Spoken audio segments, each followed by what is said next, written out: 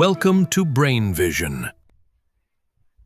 In this problem, an inspector has to select three tests in a certain way from a choice of seven tests.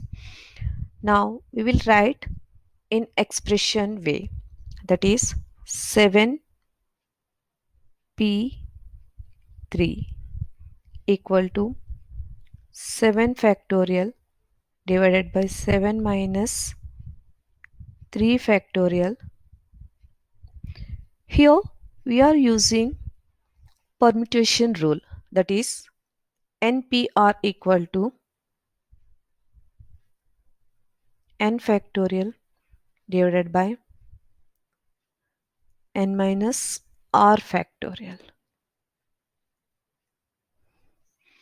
7 factorial is 7 into 6 into 5 into 4 into 3 into 2 into 1 divided by 7 minus 3 factorial is 4 factorial, that is 4 into 3 into 2 into 1.